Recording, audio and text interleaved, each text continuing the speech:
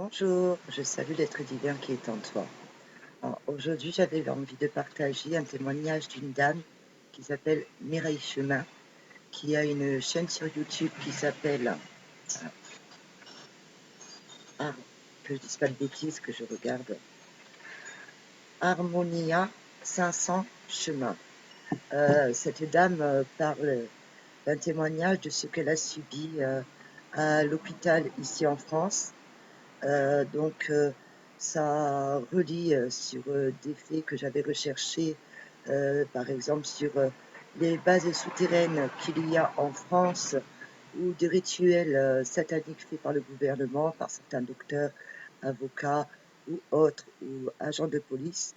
Donc j'avais vraiment envie de partager avec vous ces informations, le témoignage de cette dame qui, la pauvre, a subi des choses vraiment horribles. Ses parents ont subi des choses horribles qui ont commencé depuis la guerre mondiale. Donc nous savons tous que depuis 1950, le projet MK Ultra fait des choses horribles, que ce soit aux humains adultes.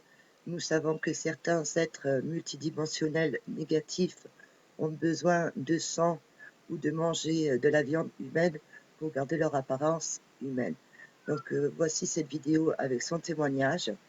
J'espère que cela vous fera prendre conscience de ce qui se passe vraiment dans le gouvernement depuis la nuit des temps, car en France, il y a beaucoup d'êtres qui sont pour la franc-maçonnerie et des rituels sataniques.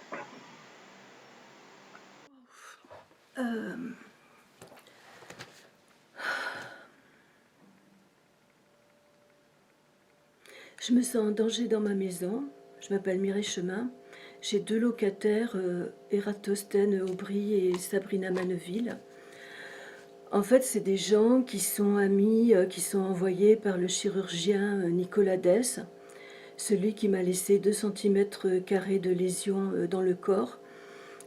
Et après, j'ai une chimio par-dessus. Et donc, ces deux médecins savaient très bien, ce que savent tous les médecins, c'est que lorsqu'on laisse une lésion cancéreuse, une tumeur cancéreuse dans le corps, le cancer se reproduit quelques mois après. Effectivement, après j'ai été opérée à la Timone, très bien quoi. Seulement le problème que j'ai, effectivement j'ai quand même bien signalé les 2 IRM. Et le souci qui se passe, c'est que c'est une tentative de, moi je dirais de meurtre. Moi ce que j'ai vécu dans la salle d'opération, c'est que, pardon, ce que j'ai vécu moi dans la salle d'opération, c'est que je me suis réveillée parce que 2 chirurgiens se battaient, donc Nicolas Dess et puis Tristan, je sais pas quoi. Donc je me suis réveillée, la gorge ouverte, et on m'appelait en me disant Madame Chemin, vous êtes en danger, quoi. Donc c'était Tristan qui disait ça. Bon, mais c'est sûr que les malades, on ne veut pas les croire, surtout quand on leur a fait un dossier de psychotique, aliénée, bonne pour la camisole chimique. C'est d'ailleurs ce que vient de me dire Eratosthène Aubry, quoi. Et donc ces deux-là sont amis de Eratosthène, de Nicolas Dess. Et donc une fois, ils ont dit, Nicolas Dess nous a pas salué en public, et elle a répondu, oui mais tu sais, en public, il ne peut pas nous parler, quoi. Et elle, cette salope, Manneville Sabrina, lors de ma chimiothérapie à Sainte-Anne, a mis un produit corrosif sur ma perfusion, enfin sur l'arbre là. Et heureusement, une autre infirmière est rentrée derrière, a dit que c'était un produit corrosif, l'a enlevé. Donc c'est quand même des criminels, quoi. Comment il s'appelle? Nicolas Dess est un criminel, Cédric Bernard est un criminel, Sabrina Manneville est une criminelle. Moi, je vais monter un peu, voilà, je sais pas si vous me voyez, enfin on s'en fout, quoi, parce que, oh là là, c'est encore pire. Oh, mais j'y crois pas. Oh non.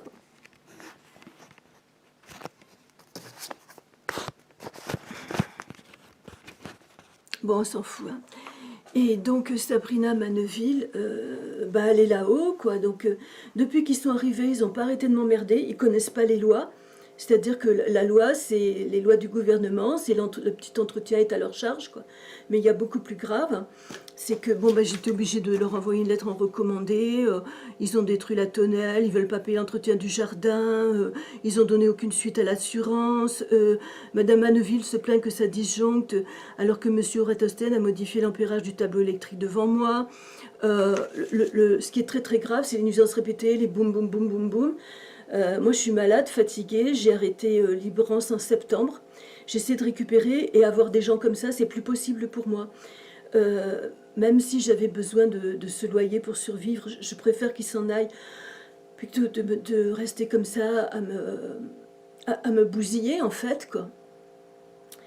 Et effectivement, ils sont là pour protéger leur copain Nicolas Dess. Alors je me souviens quand j'étais dans la chambre avec Katia Sarochi, qui a été très très bien avec moi, très gentille. Donc il y avait des médecins qui défilaient puis qui parlaient, quoi.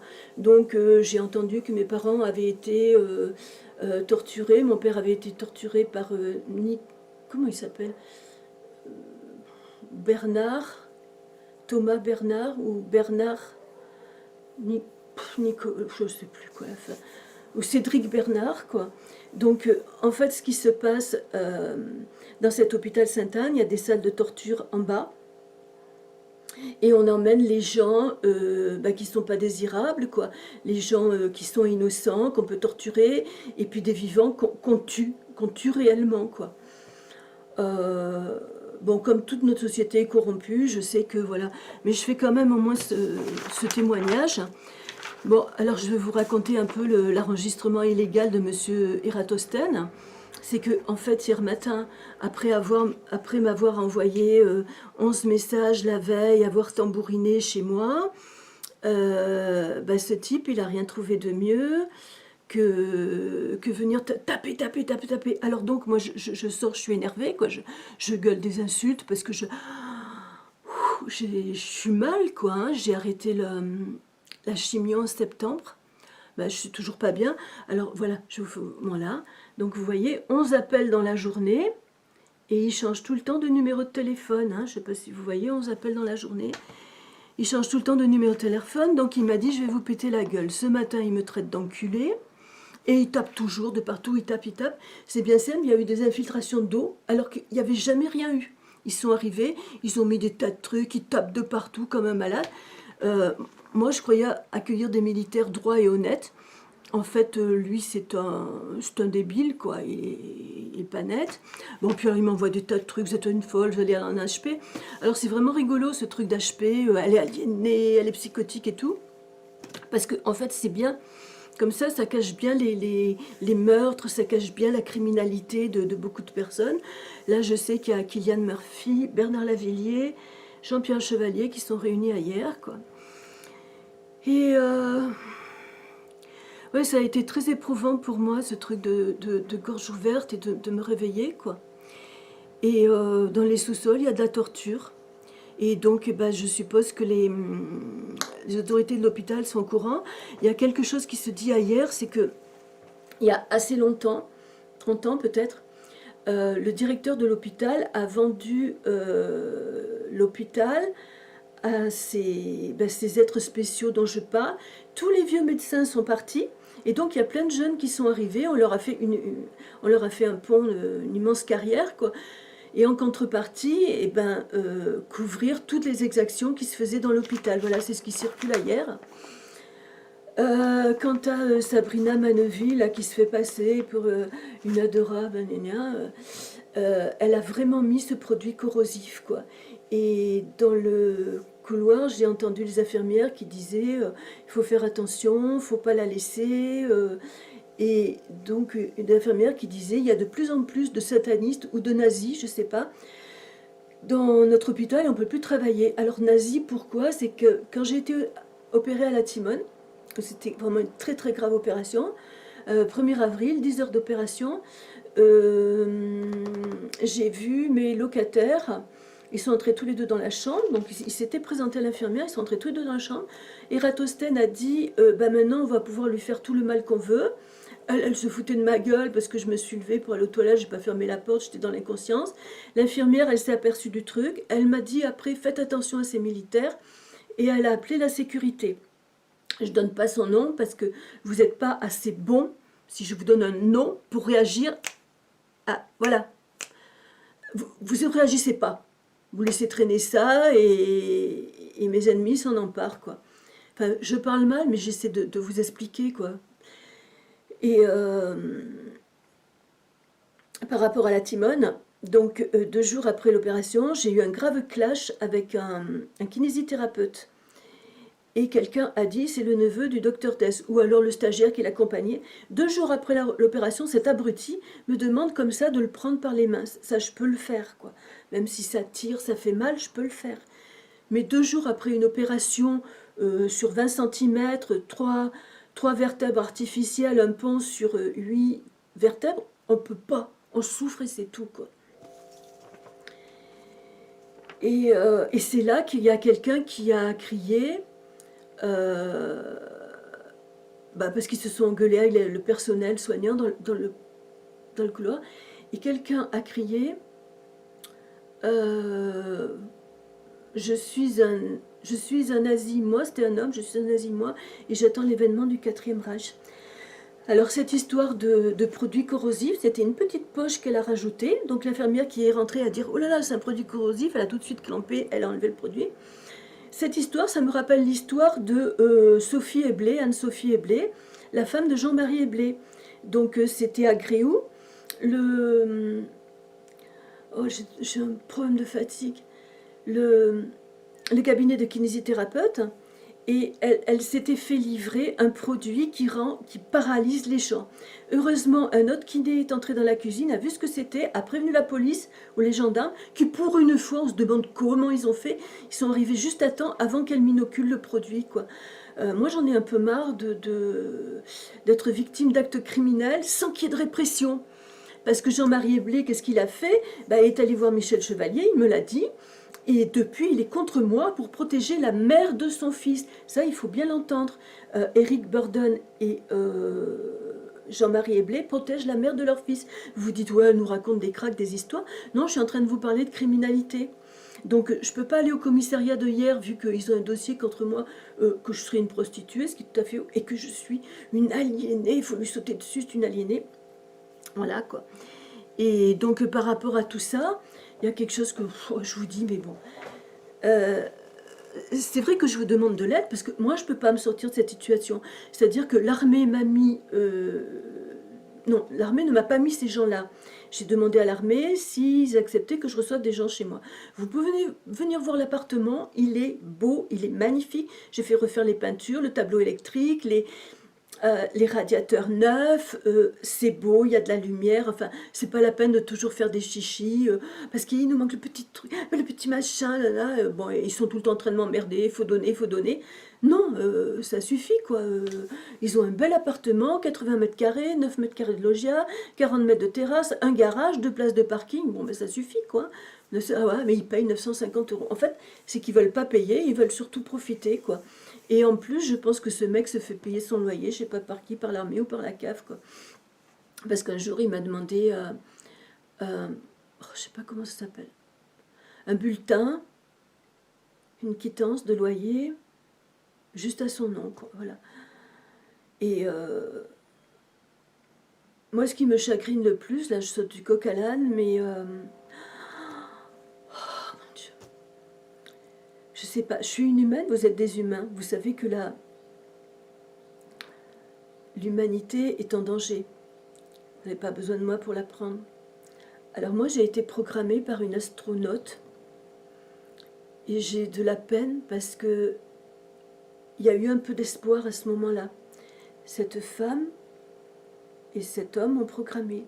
Et je me souviens à l'almanach, quand elle a voulu venir vers moi, et elle a dit, mais ils t'ont bloqué le cerveau. Et elle disait, mais c'est affreux, ces monstres, ils vont détruire la terre.